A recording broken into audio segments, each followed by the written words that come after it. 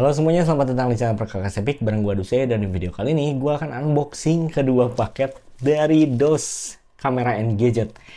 Yang satu ini adalah Sony A7C Mark II kamera mirrorless full frame keluaran tahun 2023 yang sampai hari ini sebenarnya masih worth it banget buat lo pertimbangkan. Dan yang kedua ini adalah lensa fix buat Sony FE juga pastinya, dari Meike, tepatnya Meike 50mm f1.8. Dan biar gak terlalu lama, kita langsung ganti aja setupnya. Oke, jadi kita unboxing dulu yang paket Sony A7C Mark II ya. Sini udah ada satu box dari DOS, kita langsung aja buka.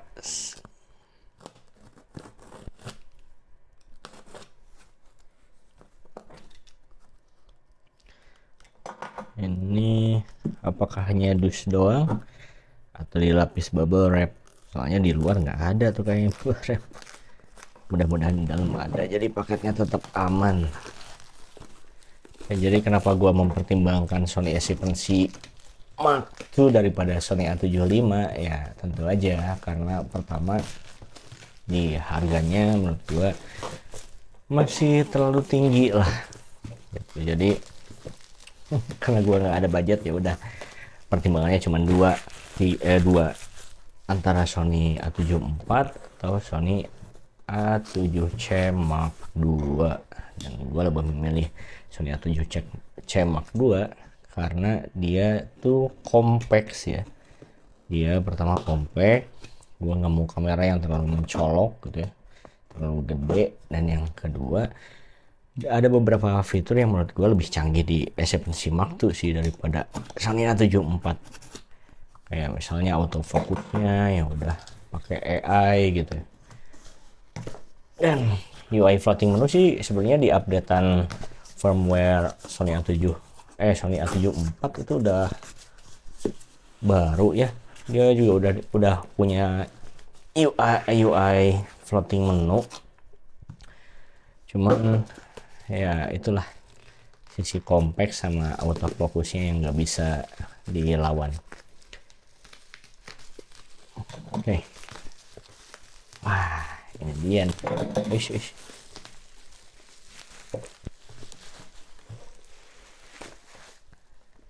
Sony A7C Mark II. Oke, bismillahirrahmanirrahim. Mana sih? Sorry guys kalau agak lama. Oh ya, by the way, ini kamera Sony pertama gua dan kamera full frame pertama ya. Oke, di sini yang pertama kali kelihatan itu adalah kartu garansi dari DOS ID. Oke, kita kesampingkan dulu. Kemudian seperti biasa di sini ada apa nih? Sony Center, ada amplop, kira ada duitnya, nggak ada tapi. Oke, biasa. Kemudian di sini ada kitab-kitab yang sebenarnya jarang kita baca juga ya, kitab dari Sony gitu. Ya, kita kesampingkan, nggak terlalu penting juga. Kita bisa lihat di YouTube tutorialnya. Lanjut, kita buka lagi. Bagian selanjutnya adalah strap kamera. Sorry guys, gua lagi batuk. Ini ada strap kamera, strap biasa lah dari pabrikan gitu ya. Ada tulisnya Alpha 7C Mark II. Oke. Ini juga kayaknya nggak bakal gue pakai gitu. Kita kesampingkan.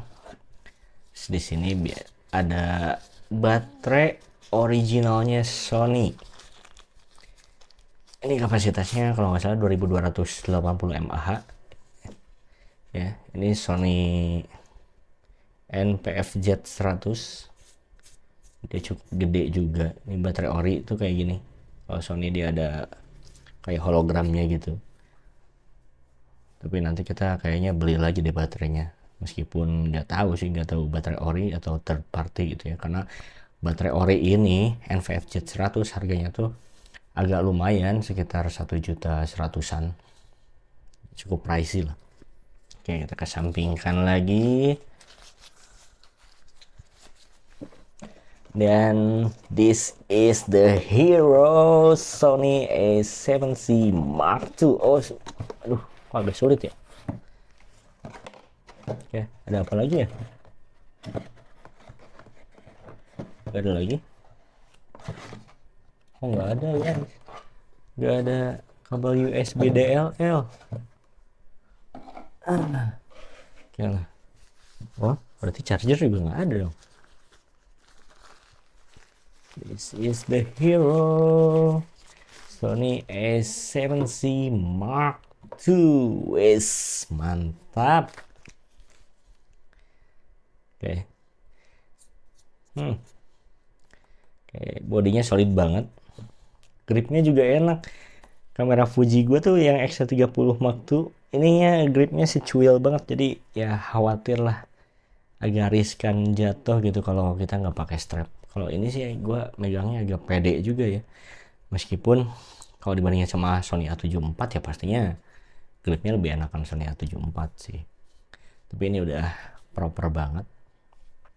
Oke, di sini tombol-tombolnya pastinya lebih sedikit daripada Sony A74, tapi ya bukan yang gimana-gimana juga sih, udah cukup-cukup aja. Kayak tombol function buttonnya di sini C-nya sampai C2 aja. Kalau Sony A74 kan ada sampai 4 gitu ya, tombol C yang bisa kita customnya. Sedangkan di sini cuma ada 2, C1 pinggir menu dan C2 di sini.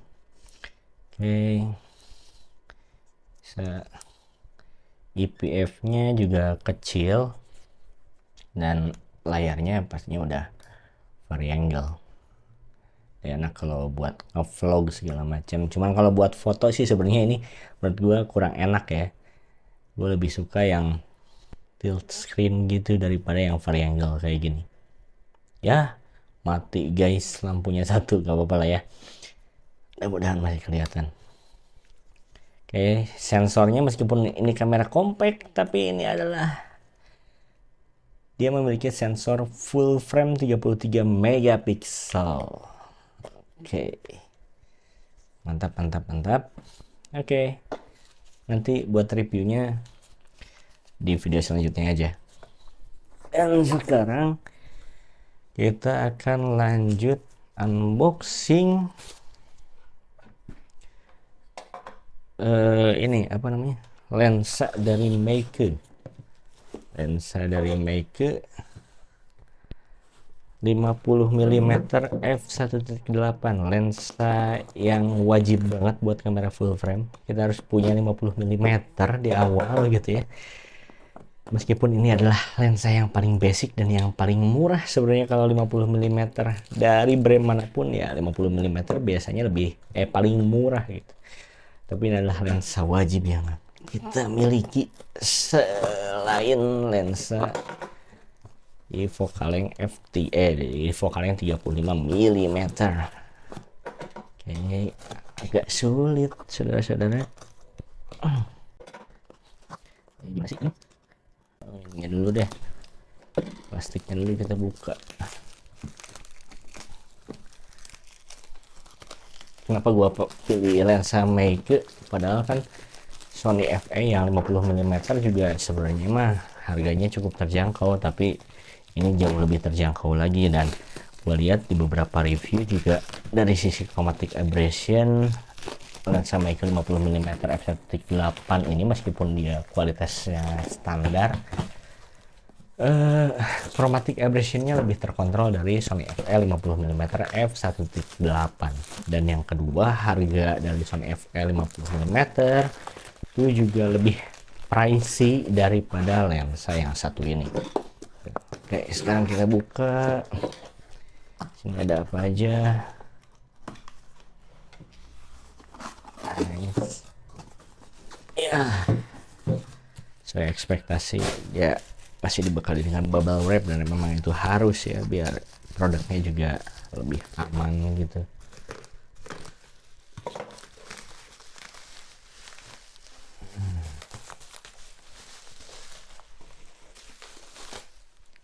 Nah, ini dia boxnya, ya biasa aja sih, putih biasa kayak gini. Di sini for Sony E-mount. Nah, AF autofocus, lensa autofocus 50 mm f1.8 SE alias standard edition. Gue tuh racunan banget sama lensa-lensanya, lensa-lensa fix, bukan lensa-lensanya, lensa-lensa fix, karena kualitas gambarnya itu jauh lah sama lensa-lensa zoom di harga dan kelas yang sama gitu. Kayak kita buka di sini sama ada warranty card dari Denka Pratama, PT Denka Pratama, dan itu catatan buat kalian kalau pengen beli lensa ini pastikan garansinya dari PT Denka Pratama Indonesia ya. Oke. Oh, ini dia lensa Meike 50 mm f1.8. lumayan besar buat lensa 50 mm, dan kalau dibandingin sama Sony FL 50 mm ini lumayan signifikan sih bedanya. Oke, buildnya ini masih dari plastik, tapi plastiknya juga gua rasain ini plastik yang solid, bukan yang kerasa murah banget gitu ya. Dan buat lo yang belum tahu, ini lensa harganya sekitar 2 sampai 3 jutaan lah, 2,5 sampai 3 jutaan. Tergantung toko dan promo yang dikasih juga sih. Ini lensa dari Cina. Nah, di sini 58 mm guys, diameter ring filternya. Jadi masuk lah ke filter gua pas juga punyanya yang 58 mm. Jadi kalau kalian pengen beli filter, sesuaikan nih sama ulir ininya, ukurannya di berapa milimeter. Kebetulan ini 58 mm dan gua punya filter dengan diameter ring 58 mm juga. Oke. Di sini cukup gede juga ya. Nah, di sini ada warna-warna merah, ini siling karet. Yang gua tahu ini buat dust proof aja sih, bukan buat yang weather resistance. Jadi kalau kalian pakainya agak jorok ya, kemungkinan buat lensanya rusak juga lebih gede, karena di sini ada port type C-nya buat update firmware dan lain sebagainya. Di sini ada switch AF sama MF dan nggak ada fitur yang lain. Ya basic banget lah, lensa basic. Dan ya pastinya di sini ada ring manual fokus buat ngatur fokus saat kita menggunakan mode manual fokus. Ya, di sini ada konektor buat autofocus dan lain-lain. Tapi di sini udah ini ya, buat mountingnya di sini udah metal. Oke sih. Dan itu aja sih paling buat video kali ini. Buat performanya seperti apa, buat pengujian impresi gue menggunakan lensa dan kamera yang satu ini, nanti gue bakal bikin videonya secara terpisah. Dan buat lo yang belum subscribe ke channel ini, silahkan di subscribe dulu guys, karena gue berharap tahun depan gue udah bisa monet nih di YouTube. Susah banget anjir. Oke, paling itu aja sih, daripada curhatnya kepanjangan. Sampai ketemu di lain kesempatan di video berikutnya. Gue Aduse, bye.